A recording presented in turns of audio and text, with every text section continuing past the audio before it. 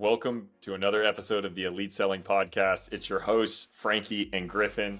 Today, we've got a great episode for all the sales reps, all the sales leaders out there that might be, itching to get to that next promotion, itching to get to that next company, chasing that shiny object. Frankie and I want to encourage you to take a breath, okay? Hit the pause button. Career patience, the importance of focusing on the task at hand, your current role, really becoming a master of your craft. Opportunities will open up for you. Today's special guest, Jeff Perry, the Chief Revenue Officer at Carta, absolute legend from companies like Oracle and DocuSign, is going to break down his own experience with being patient in his career and the opportunities that it led to. Recommendations for sellers and sales leaders out there in their career and how to navigate 2023 heading into 2024. Before we jump in, if you are liking this podcast, if you like this episode, please do Frankie and me a favor, share, subscribe, follow. It would mean the world to us. Without further ado, let's get into it. Here's Jeff.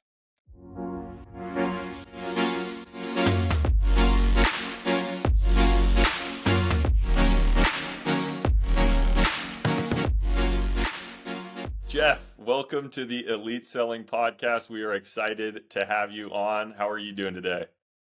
I'm doing great, guys. Thank you for having me. I appreciate the opportunity to speak with you. Absolutely. It is our pleasure. Frankie and I are excited to jump into the conversation. So just as we were introing you just now, we talked about the topic of being patient in your career as a seller. I think it's a very relevant topic. Guys like me and Frankie, we're always looking for the next thing. We're always excited about what is the next challenge that we want to take down. But the topic of being patient in your career, would love for you to jump into that and just give us a little detail around why you wanted to focus on this topic and maybe why you're so passionate about it, your experience with it. Yeah, well, I mean, who doesn't want to get promoted faster and make more money sooner, right? So it's hard to, especially in a competitive field like we operate in. So Right. I think it's just second nature for most of us in sales to feel like we want everything to move at the faster pace. But it's something that I've had to learn along the way and went through experiences in my own career where I found opportunities to take on greater responsibilities, but oftentimes I had to exhibit some patience along the way. And what I always found was while I was having to be a bit more patient for maybe whatever the next promotion or opportunity was, if it took an extra month or an extra quarter or two, or in some cases even potentially a year, I found that the experiences I got during that extra time helped me be even that much more prepared for whatever the next opportunity was when that did come about. And I think it resonates even more for me now as we have been in a little bit of a tougher market condition. And so that means there are probably less promotions and less bigger opportunities in the immediate future for people. And that's where you have to really hone in and become a master of your craft so that you're that much more prepared for when opportunities do come about as we work through getting out of a tougher market. And then there'll be more opportunity to have all those great things that people want more of and faster. Yeah. I mean, you sell to the people that are probably going through some of the toughest times right now, right, at Carta. Yeah. And I'm curious, just what are you sharing with them? On this topic, it just popped in my mind. You probably have a perfect sample set of people that you're trying to talk off the ledge every single day. Can you give us any insight into that? Yeah, well, it's interesting because I think that the sort of what is a great salesperson has sort of evolved in my mind over time. And most recently, I've been preaching to the team about becoming more of a consultative seller. And I think that resonates, especially now in a more difficult time, and with the type of customers that we're working with. And I'm speaking specifically toward the corporations business that we have. And oftentimes our teams are working with early stage founders with small companies, and they're wondering, how do I keep the company afloat? How do I survive to the next payroll? And those are things that are top of mind, and we need to be empathetic to the challenges that they're working through, but they're also looking at us to be trusted advisors and consultatively sell to them in being experts in the space. And I think it resonates really well in all three of our sort of main business units that we operate in. You're working with early stage founders in the corporations business, and they want us to be the consultant and helping them. How have we worked with thousands, tens of thousands now of other companies and help them through their growth stages. And then very similarly in the venture capital business, where traditionally a heavily service-oriented business that we're now inserting more software as part of. So you have to be consultative in how you tell that story and that message to a potential prospect about how we're taking what was traditionally services and still having services, but shifting a lot of that to software as well.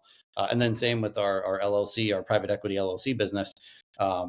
Most of those customers or prospects don't traditionally think of like cap table ownership or ownership as a problem. We are now the consultant in helping them understand that we have a solution. Although their businesses often look very much like a venture backed business, they're different, and Carta has a way to help them track their ownership. And so, all three of the business units have this sort of consultative and notion to it, to where we can actually help a customer and provide a service for them. Absolutely. I mean, you mentioned it a couple of times, the consultative sale. I think that's a great way to look at yourself as a seller and in your career. Maybe for some of the sellers that listen to the podcast out there that are really not familiar with that consultative sell, or are interested and want to get into it and want to understand sort of what are some of the key differences with consultative selling? What are some of the key characteristics of the consultative sell or the sale? Would love for you to share that with some of our listeners. Yeah. So one of the, I still think the sales cycle includes the same ingredients that we've learned and grown with over time, right? It's bonding and rapport. It's doing discovery with the customer, understanding their pain points, trying to match a solution to the pains that they have. But what we've tried to change is actually like telling more of a story of how we arrived at where we're at with what our product does and how it helps customers and how it's helped tens of thousands of customers now.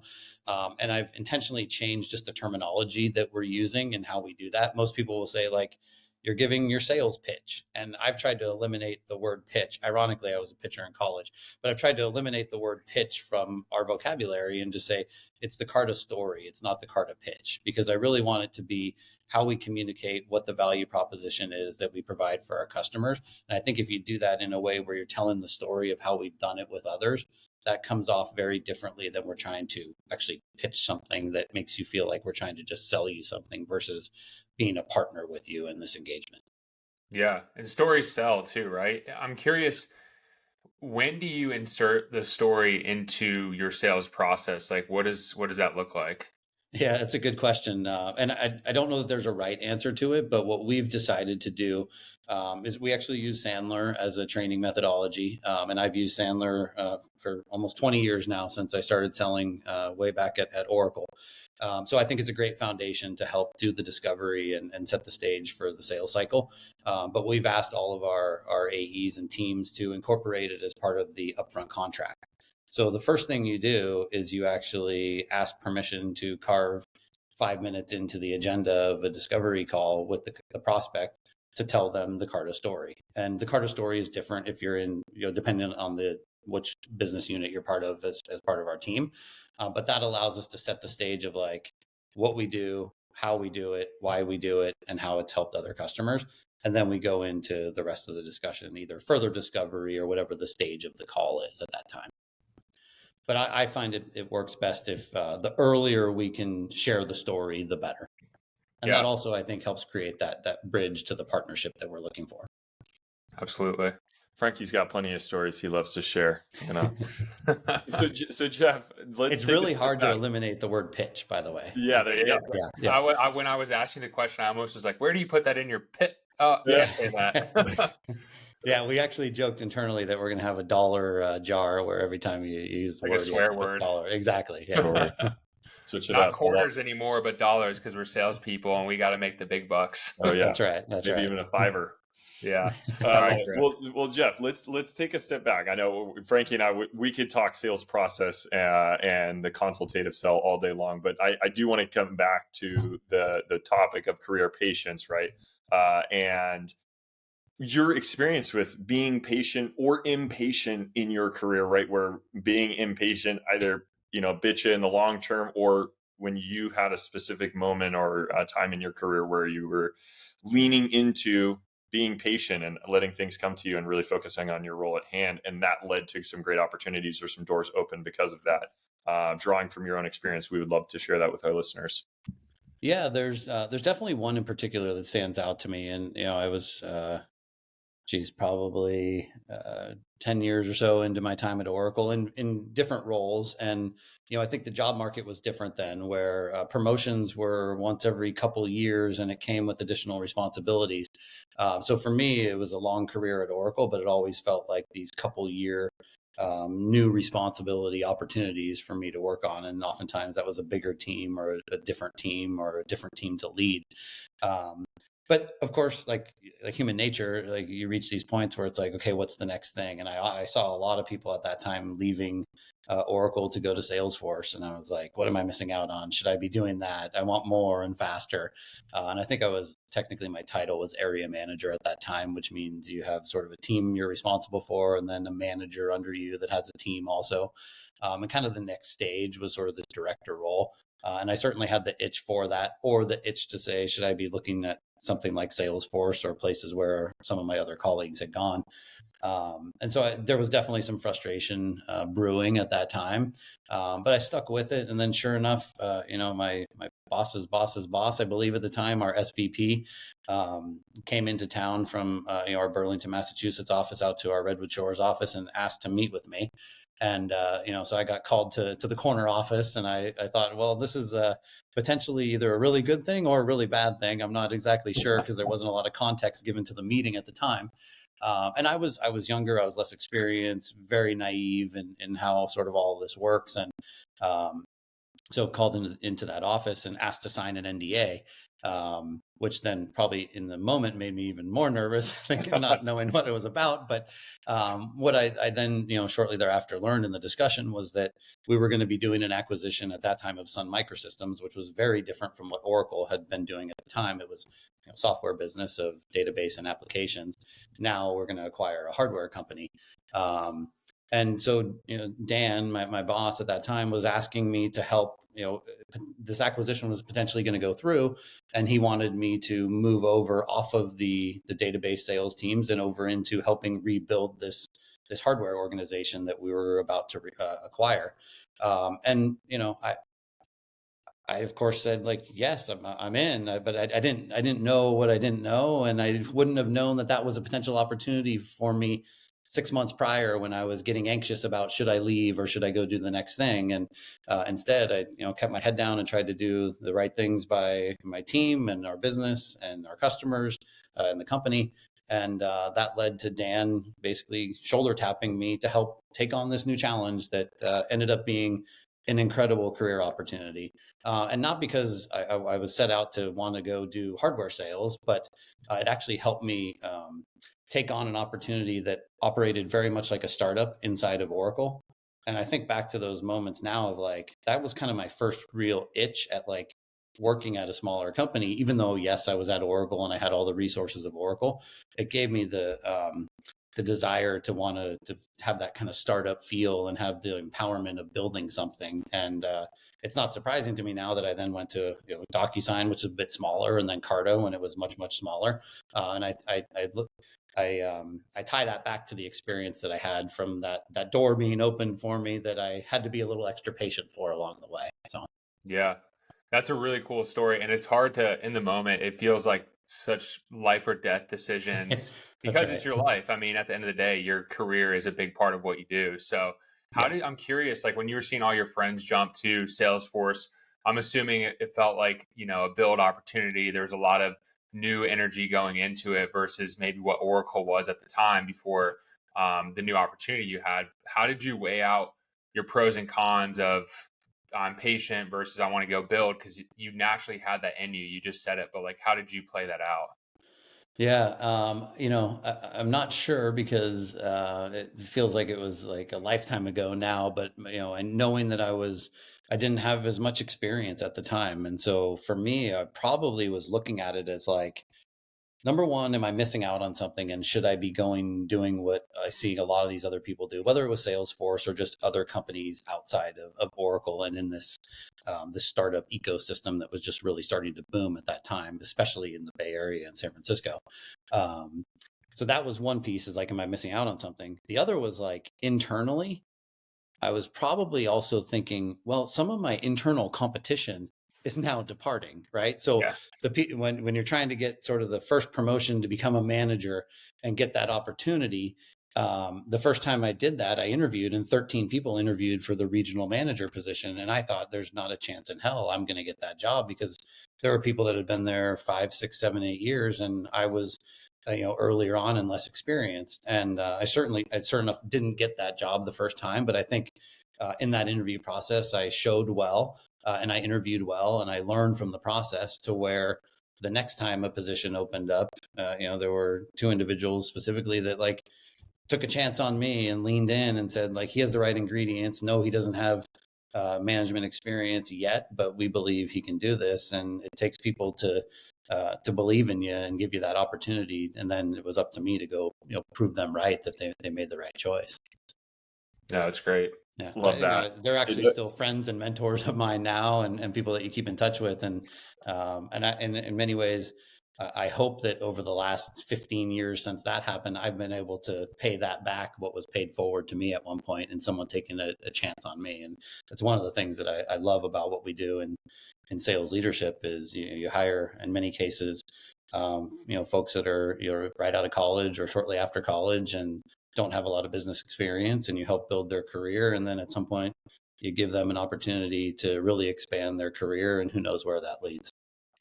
Yeah, like you mentioned, who knows which colleague or which boss is going to be in a position in a couple of months to potentially hire you or give you an opportunity or present a new opportunity. But what I think you were doing was getting yourself ready, being patient, focusing on the task at hand.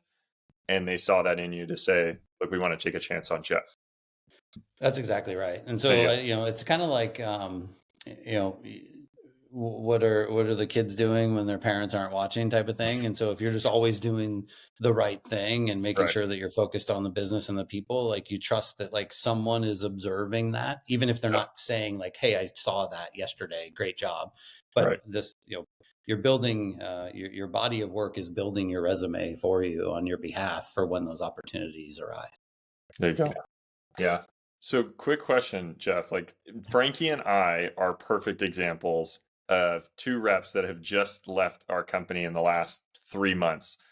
I know a friend of mine who's been an enterprise rep at his company for the last 5 years. He just left to take on a new role. I know my brother's in tech sales. He's looking for a new role. Like, Frankie and I don't think I've ever seen a situation like this where you've got so many reps, managers that are moving and shaking, looking for new opportunities. And it's like,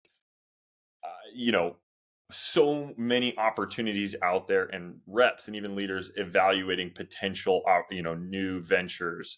Yep. So a lot of our listeners could be in the same boat. So I'd love to know if you have any recommendations for like evaluating a new situation, evaluating your current situation. What are some of the things that you weigh out, and what are some of the major decision factors that you look at? Yeah.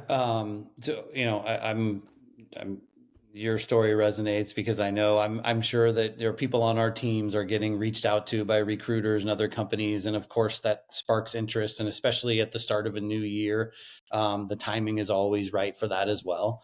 So I look at it as like, the grass can always be greener, potentially, right? Or oftentimes like people go somewhere and the grass is not greener. And you don't know until you've actually like jumped in the pool and figured out, was it the right move or not? So I always lean back on like the variables of like, of course, do you have good leadership? Do you have a good product to sell? Is it a solid organization? All the sort of staples that anyone would naturally look for as you're evaluating a role. But I think the one thing that really jumps out and stands out to me the most, and it's more about deciding to leave a company versus the one you're going to, because you don't know. And for me, that is like, do you have some type of internal champion that is the person that like has a vested interest in your career and your success? And if you have that, you got to be very careful about thinking about the next company, because you might get to the next company and you do not have that.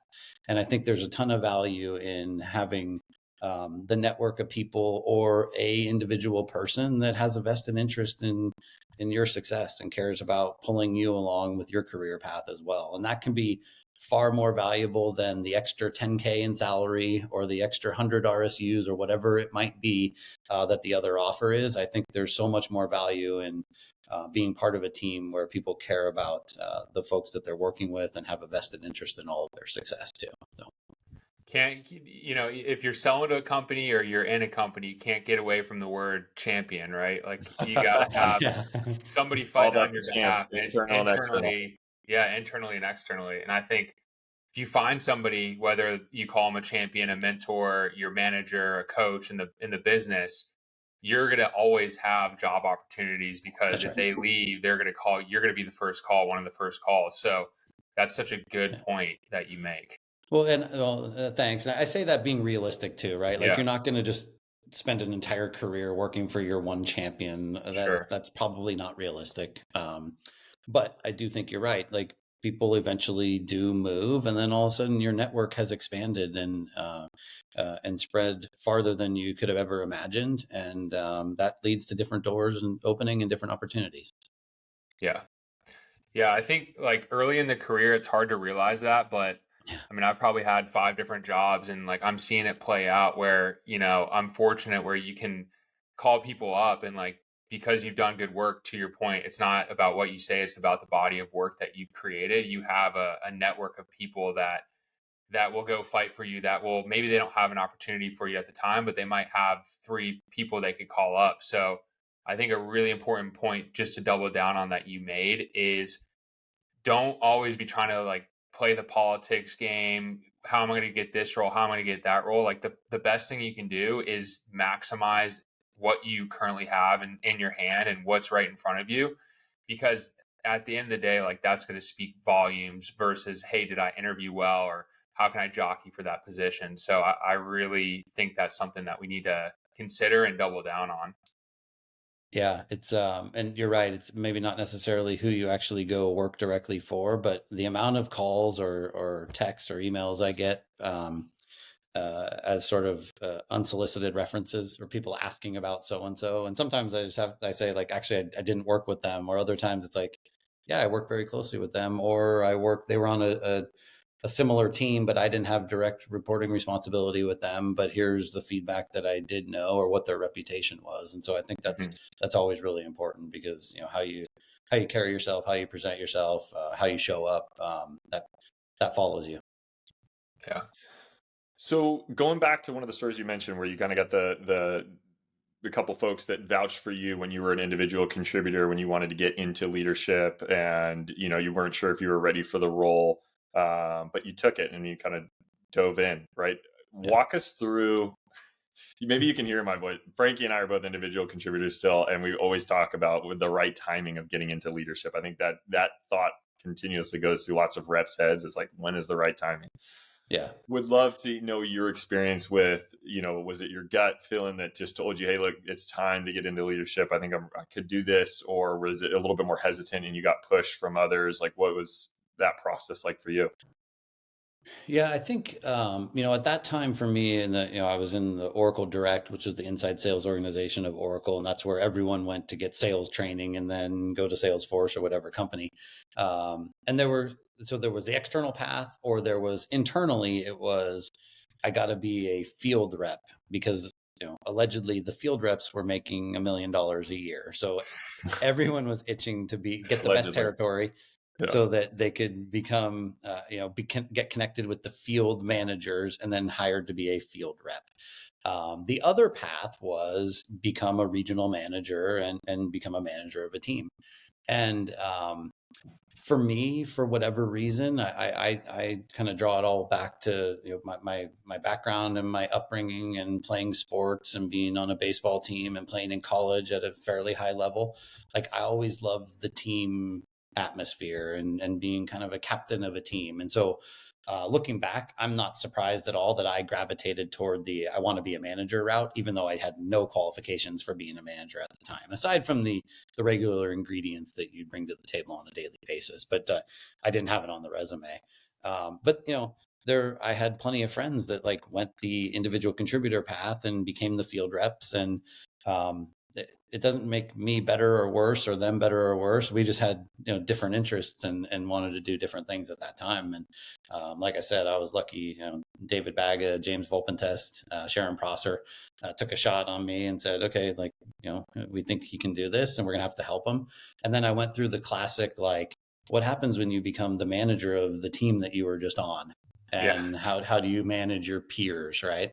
And so I always just I probably wasn't the best manager as a first time manager for that group, but I tried to take it as like, I'm not here to like be your manager and tell you what to do. I just want to help you be successful.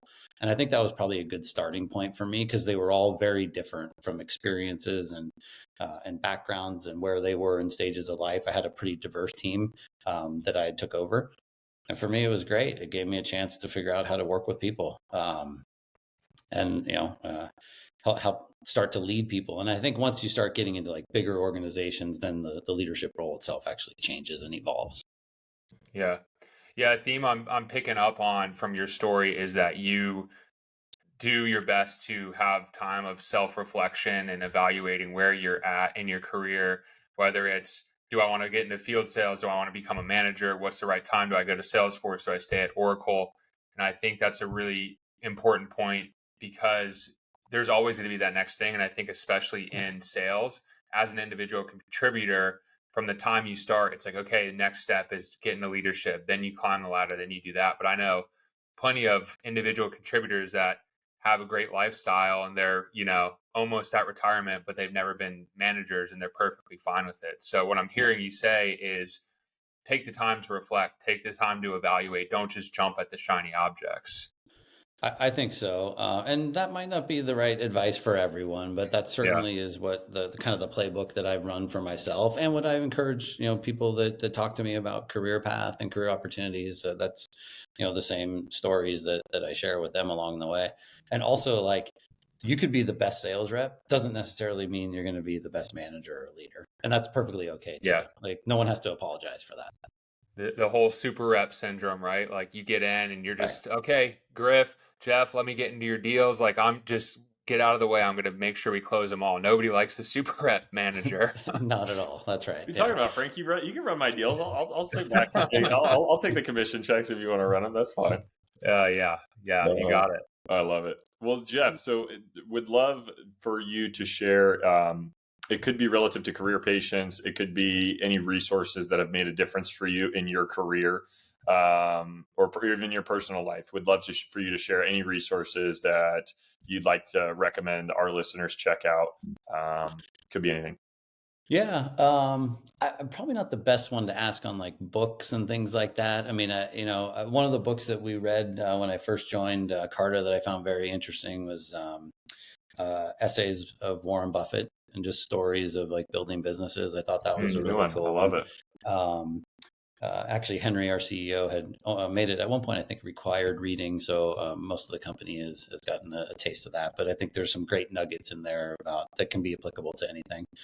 Podcast wise, recently I've been listening to some of Harry Stebbins. We got to know Harry. He does some stuff with Henry, our CEO. A friend of mine, Chris Degnan, the CRO of Snowflake, was recently on there. So I've listened to Harry a bit. Other books, like I'm more of I'm interested in like biographies and people's personal stories about sort of perseverance and how they were raised and what drives them to be successful. Probably not applicable for this audience, but I'm slowly getting through the Kirk Herbstreit biography. I'm a college football fan, and just like learning about his upbringing and the challenges he had, and like what he's done and built in the media space now. So I find those things motivating for me, but that's maybe not everyone's cup of tea, I guess. No, it's funny. Frankie just sent over those are great recommendations, first of all. Second of all, Frankie sent us over some analytics about the podcast from Spotify, and it said, okay, your top listeners listen to the Elite Selling Podcast, and the next genre was sports. So like we got to mention that. We got some sports fans. A lot of competitors. Perfect audience to bring up sports. Yeah, exactly. I think if there's one thing that's not sort of book or podcast related if a recommendation I would have is, and each person can do this. Like I have a group of folks that were actually, most of them promoted as managers, similar to the Oracle story that I shared with you around that time frame. And now it's drifted to once a year now because everyone has families, but I do a dinner with that group every year where we catch up and we tell the old stories from 16, 18 years ago about being managers. And some of it is so repetitive, but that network is super tight. And that network then continues to expand. And, I keep in touch with folks that I worked with closely at DocuSign. And I think like the more you put effort into keeping that network alive is really, really important for whatever those next doors are that potentially open for you. That's really cool. Awesome. That's a good idea. I would say anybody. Yeah, you can be the one that like does the dinner invite, right? And like that helps be the glue to your network, right? Set it up. That's awesome. That's it. I haven't heard that on the podcast yet. That's a great idea. Great recommendation. Once in a while, guys. Once in a while. All right, Jeff, last question we've got for you is how we end all of these. How do you define an elite seller? Oh, for me, it's like the elite seller now is like be the master of your craft so that you can do the consultative sell. Master of your craft. So you can go in, you can be an expert, you can be a consultant. You're not just talking about speeds and feeds, but how it's going to transform the business. That's right. And become that trusted advisor for your customer. And I think, what we do, particularly having a complex product, that's even more critically important for what my teams are selling now for Carta. And removing pitch from the conversation, right? That's right. Yeah. Stories. No pitch. No, the swear jar. That's right. I bet you haven't heard that one either yet, right? Removing pitch. So maybe I gave you 2 nuggets. That's right. Yeah. That's right. Awesome. Jeff, this has been a great conversation. We really appreciate you taking time out of your packed schedule to meet with Frankie and myself. We can't wait to share this with the listeners, and we hope you had a great time. Well, yeah, thanks, guys. It was a pleasure chatting with you, and hopefully got some takeaways, and I enjoyed it, and happy holidays to all of you. Thank you. Absolutely. Thanks, Jeff. Yeah.